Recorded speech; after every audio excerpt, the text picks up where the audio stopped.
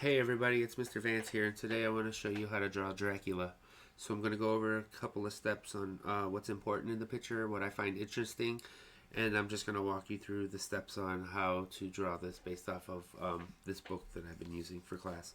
So here's an example I used earlier in the day, made some revisions up here, and then I drew it a second time, gave them some different facial expressions, and some revisions based off of what the students thought he needed. And I'm going to draw another version right now. So the first thing I noticed that's interesting about Dracula, well, there's three things that are interesting about Dracula.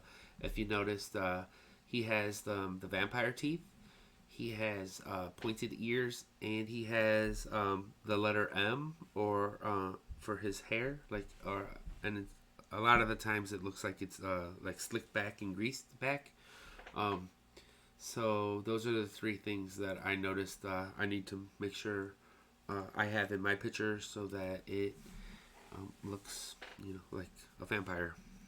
So the first step, we draw a curved line up here for the top of the head. Then I see that the book wants me to draw a couple of lines to the side, and they have a little bit of a curve to them.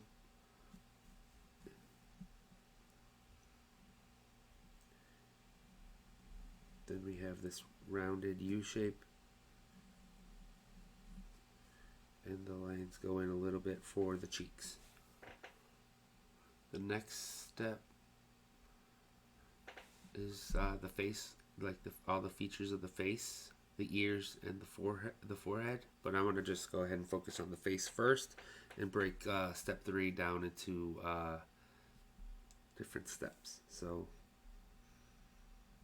2 circles for eyes, a couple of smaller circles for pupils.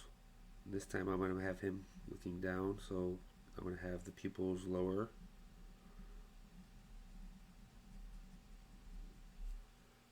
The letter C for half of his nose, and a backwards letter C for the other half, and a big smile.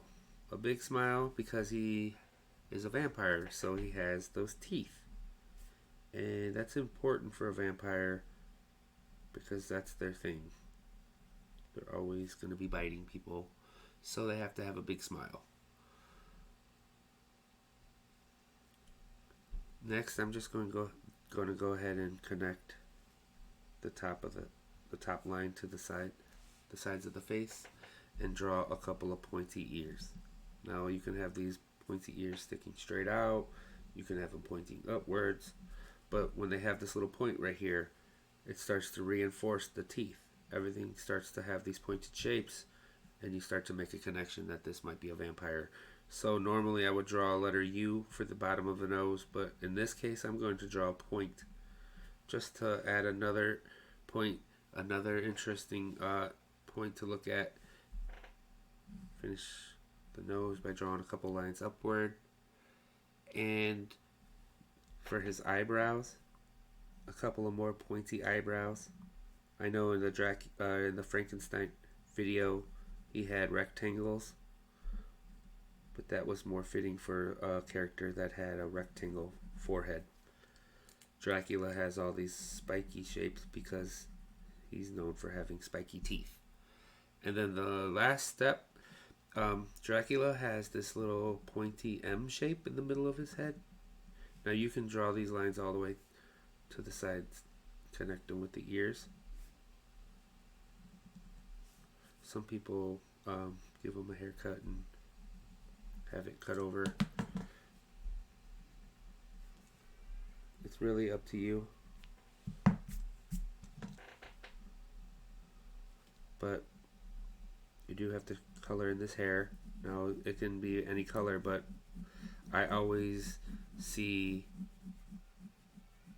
Dracula with black hair.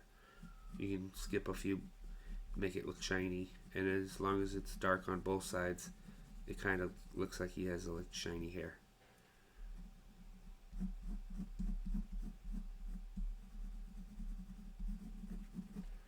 And what else am I missing? Am I missing anything else? Maybe a little bit of a line for the bottom of the bottom lip. And you can, in the book, they have lines go for the ear, like the inside of the ear. But I noticed that I want to make another pointy shape, just to get as many pointy shapes in there as I can. And I know my Frankenstein looks a little bit like he's looking down and he's got this big smile, but don't believe it for 1 minute because he's a vampire. So that's the video for today. Thank you for watching. I look forward to making more videos for you. And don't forget to like and subscribe.